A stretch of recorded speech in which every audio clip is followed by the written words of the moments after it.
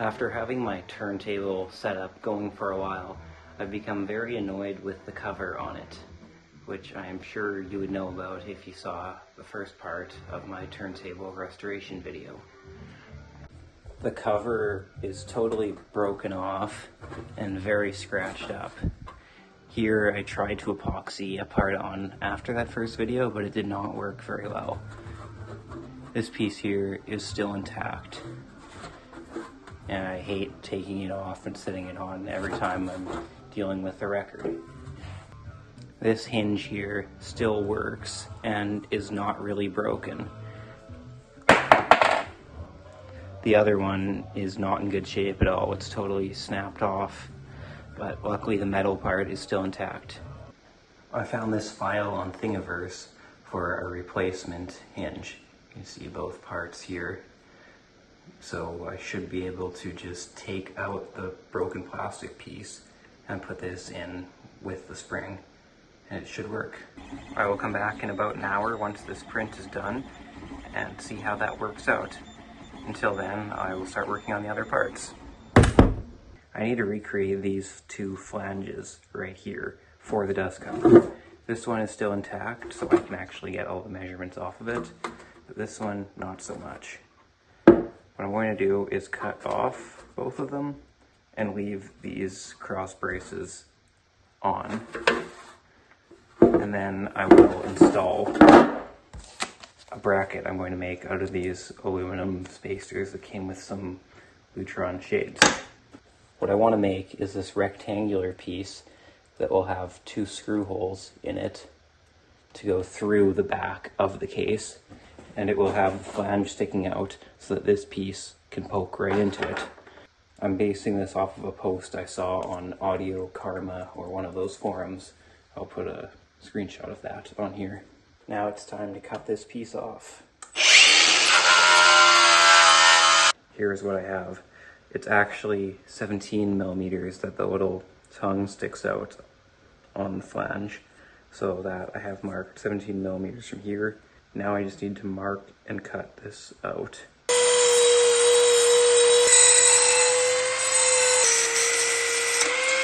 There it is, kind of cut all right. It's time to see if this will actually fit in here. It does fit, but it is a little bit loose as I expected. Comparing with how this part fits on here and how it does on my manufactured bracket, it's really not that different.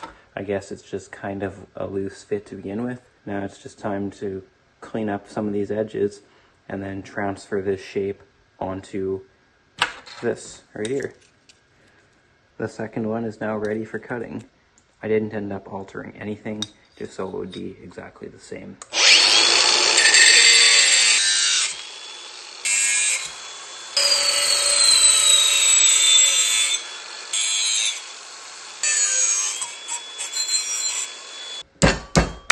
That bent all right. It still feels strong. Here is the bent piece, and this is how it goes on. It lines up all right.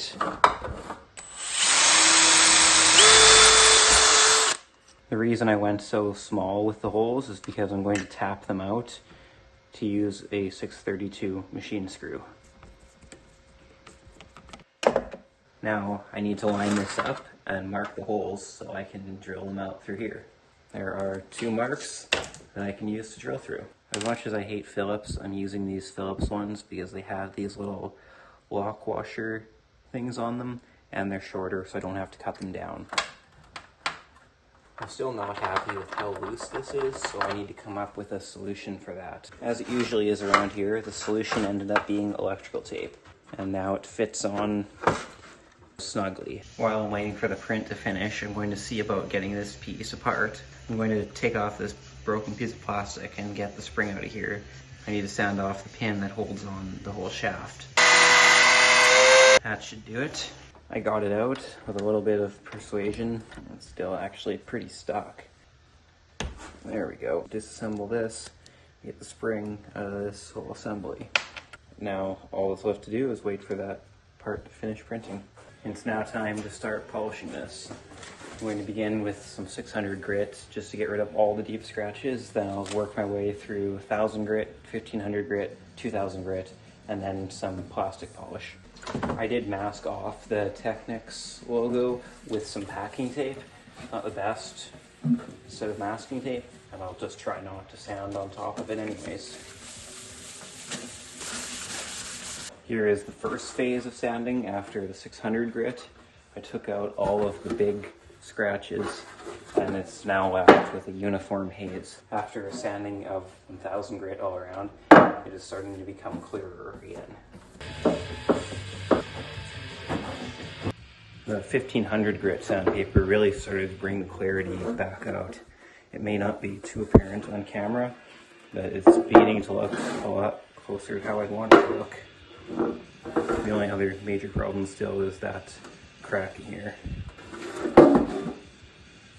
Here is what I'm left with after finishing the sanding with 1500 grit and then 2000 grit. It needs a polish now with some polishing compound. Here is the finished product polishing wise. I got it to be almost completely crystal clear. So clear that you can perfectly read through it like a piece of glass. The steps I used to get this level of clarity was 600 grit sandpaper, then 1000 grit sandpaper, then 1500 grit, then 2000 grit. After the 2000 I briefly did some plastics, but then I realized that it's not going to cut it. So then I went to Silvo over the whole thing, which was essentially just like using an even higher grit sandpaper, because that's what all polishing is. Then I went to the Mother's California Gold polish and then finished it up with plastics. The 3D printed parts are now finished, so I'm going to try to reassemble the other one of these hinges.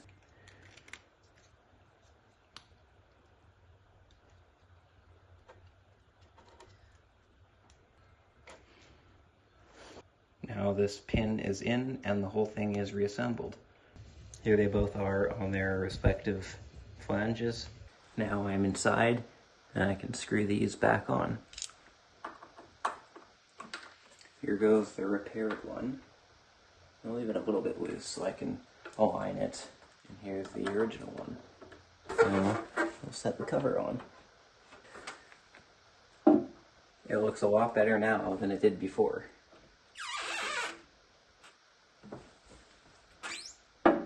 It sits a little bit off with this side higher than this side, but that might just settle down over time. Otherwise, I am very happy with this end result. This yellow self-inflicted aerial nostalgia record looks very nice through the freshly polished cover. I'm very happy with this final result, and it was worth the time that I put into it. Thank you for watching. I hope you enjoyed the restoration of the dust cover for my Technics SL-Q2 turntable.